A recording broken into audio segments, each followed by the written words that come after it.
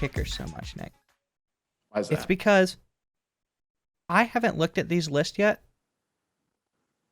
but I bet you there's not one kicker on our top 5 divas in NFL history. Kickers are very down to earth people. They're very, just like blue collar, go to work, using their foot to slam it into the ball, hit it through the uprights. There's no nonsense. It's just good salt of the earth people. A lot of kickers are like from Texas, Wisconsin, like, just like Midwest guys who know how to kick a football. But that leads us to our next segment, our top 5 divas, prima donnas, whatever you want to call it, in the NFL. I will get us started. My number 5 diva in the NFL is Jerry Jones. I don't think just players can be divas. I think owners and coaches can be divas as well. And who more to be a diva than Dallas's own Jerry Jones? Jones had huge success. I think he had 3 Super Bowls in his first 7 years as an owner. He's the old school slick oil man straight out of the Dallas TV series. You always know what he's going to say. He's the face of that Dallas team. He's going to tell you how it is. He wants it his way or the highway. He's the definition of a diva owner, and I think he does it right every way he does it. So in my number 5 spot, I have Jerry Jones, Dallas Cowboys. Number 4, I have Cam Newton of the free agency team. He is not currently playing with anybody, but Cam Newton is a diva in multiple ways. He's a big talker. He's a cocky guy. He dresses like a diva for sure. I have a great picture of a hat that he is wearing that has a hole cut in the top of it for his hair to come out the top. It's pretty crazy. He always has on a crazy outfit. I think he's like led the charge of new wave divas into the NFL. They have all kinds of fashion. They want to make a statement. They want to talk about their opinions. They want the spotlight to be on them. It's what I would consider to be kind of a distraction for teams, or spotlight, depending on how well they play. But they're always in the forefront of that team, and I think Cam Newton is that for whatever team he is on, whether it was the Patriots or the Panthers or Auburn. But number 3, I have Baltimore Ravens legend Dez Bryant. Dez Bryant, when you think of diva wide receiver, he's like in that top echelon of receivers. He's had numerous sideline blowups with quarterbacks about not getting the ball enough. He has the play and ability to back up being a diva, but Dez Bryant, sometimes he will retaliate if he thinks he's not getting the ball. He'll give up on routes. He'll quit at the end of the game. He's been accused of these things. We're not saying that he's done that. He's been in some off the field trouble as well. And I think his biggest problem is his inability to handle criticism. Like truly, like what a diva would be. If you say that the problem is Dez, he's going to fire back and be like, no, the problem is everybody else except me. But nonetheless, Baltimore Ravens legend, Dez Bryant, near and dear to my heart. So we'll move on to who I truly think the biggest diva wide receiver in NFL history is. And that is none other than Antonio Brown. This guy, I don't know if he's so much of a diva as he is actually mentally insane. He coming out of Florida, obviously like Florida man, Miami guy, goes to Florida State. Then he gets out of there, Central Michigan, where he plays college. He's drafted real late by Pittsburgh. Pittsburgh somehow has this vacuum where they hold all of his character flaws in place for so many years until all of a sudden he has a blow up, calls Juju Smith-Schuster out, calls out Ben Roethlisberger, gets cut from the team, goes out, dyes his mustache blonde, wants people to call him Mr. Big Chest,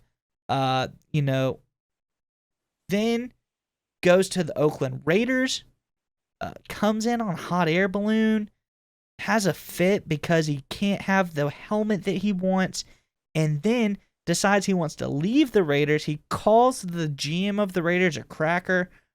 He freezes his feet somehow, and he finally gets cut from the Raiders, goes to the Patriots, plays okay for the Patriots, and now has left the Patriots to follow Tom Brady to Tampa Bay.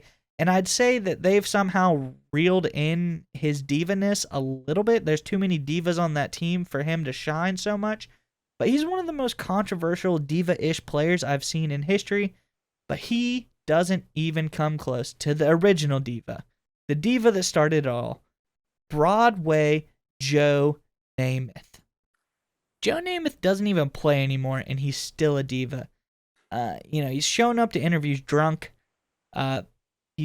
He was the initial guy when he got drafted to the Jets. Broadway Joe, that name just screams I'm a diva. He had that long flowing hair, the long sideburns, wearing the fur mink jackets on the sidelines at times. It just screams I am a diva.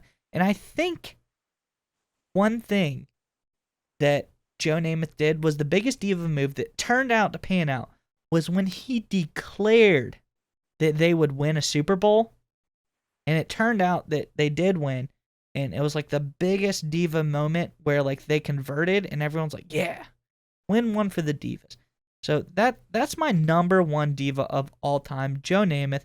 An honorable mention for me, it goes without saying, one thing we always have to mention on this show is I think Baker Mayfield is one of the biggest divas in the NFL. He currently has subpar play. He always complains about stuff. He has everything you could possibly want on an offense in an NFL. He just does commercials all the time, all of these things, and he doesn't even want to admit it. He's too much of I'm sure he's on set and he demands nachos without jalapenos on it. He wants his chicken grilled. He's got to be the biggest diva on these commercial sets. But he's also the biggest diva because he complains about everything. He always has an excuse. It's never his fault. He's just one of the biggest divas I have ever seen. Yeah, so I gave you credit for, not bringing up Justin Tucker. I thought we were almost going to make it through a show without you bashing on the Cleveland Browns and Baker Mayfield, but we didn't quite get to it. So maybe next time, Baker. Maybe you'll make it next time. But I'll go ahead and give you mine. I'll power through this. So I've got my top 5 divas of all time. Number 5 is Neon Deion Sanders. This guy was one of the original showboats in the 80s and 90s with a new age player. He came into the NFL in 1989. By the time he had kind of matured and been a legit superstar, it was the mid-90s, and that's when free agency took the league by storm. Dion, always the businessman, took advantage of that. He jumped ship 3 times in 4 years, jumping from Atlanta to San Francisco to Dallas before playing for Washington and then ending his career in all places, Baltimore. This is a guy who wore underwear with dollar signs on it. When he played baseball, he drew dollar signs in the dirt in the batter's box. This guy was all about the flash. He had the fancy clothes, the fancy jewelry. You see the picture right there. This is one guy. He names himself Primetime. It's a nickname he gave himself. That's pretty diva-ish. I got to say that. If you got to nickname yourself and you pick Primetime, that takes a little bit of a little self-centered nature. And my favorite part about Dion is, like any good diva, he always knew the right time and the wrong time to stick his neck out. And he knew the wrong time to stick his neck out when it was actually time to tackle someone in the run game. He made a business decision. He'd always step to the side or not get involved in the tackle. Always worried about his image. Deion Sanders, the number 5 diva of all time. Number 4, this is a guy that doesn't get quite the credit he deserves in the land of divas and prima donnas, and this is Thomas, the original Hollywood Henderson. This was a guy, linebacker for Dallas in the 1970s, really uber talented guy, had a great start to his career.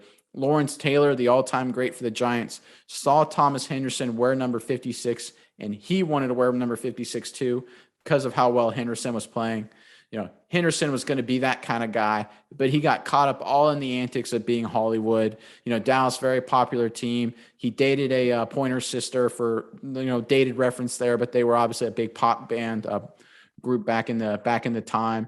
He did all the interviews in a lot of fancy clothes. He had a lot of Joe Namath swagger.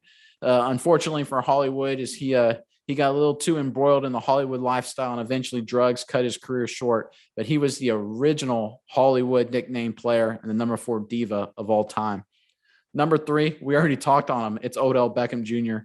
This is a guy who rose to fame in New York, the media capital of the world. He loved the attention. This is a guy that did GQ shoots and Esquire shoots all the time. There's all these interviews with all these hip magazines. It felt like he wanted to be more Kim Kardashian than, be a star football player. He'd show up to interviews with a allegedly, I'll call it a slightly, we'll call it intoxicated Lil Wayne. I'll phrase it like that, for big interviews and on his side and things like that. Always about being around celebrities, all about him and what's best for Odell. He's also a bit of a hothead. He's known for getting in fights with players, including Josh Norman, and kicking nets, which happened a few times with the Giants. I'm sorry. Obviously, he worked his way out of Cleveland with his attitude and not willing to get along. We'll see where he ends up, but no matter where he ends up, we know it's going to be all about Odell. He's the number 3 diva of all time. Picking the trend with receivers, going T.O., Terrell Owens here. This is the guy that had unlimited potential and unlimited talent. He also had an unlimited mouth. This dude never shut up. Granted, he had some funny celebrations, the pom-poms, the signed football, even doing the whole star thing on Dallas midfield was pretty funny in retrospect, but this guy was all about him. One of his favorite sayings was, "I love me some me." Well, eventually him loving so much of himself wore quarterbacks the wrong way. He wore out his welcome with San Francisco, wore out his welcome in Philly, wore out his welcome in Dallas. He found himself in the NFL Hall of Fame just because of his sheer amount of talent and production.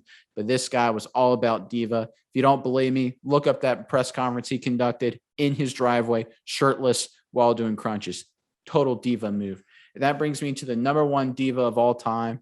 And that's a guy who I'm still not sure what his name is. And that's Chad Johnson / Ocho Cinco. Look, there's so much you can say about Johnson / Ocho Cinco. Very productive career, funny celebrations, vocal guy. But you got to love a diva, right, who decides to change his name to his jersey number, right? This is sort of like Prince being the artist formerly known as Prince. Chad Johnson wore number 85, so he wanted to change his name to his jersey number. But he didn't even do that right. Like all divas, he was missing something upstairs, didn't have all his brain cells. He changed his name to Ocho Cinco, which means 85. That's not even his jersey number. His jersey number is 85.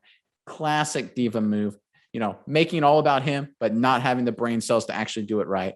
Chad Johnson / Ocho Cinco is my number 1. And my honorable mention is Tom Brady. Look, obviously the greatest of all time at the quarterback position.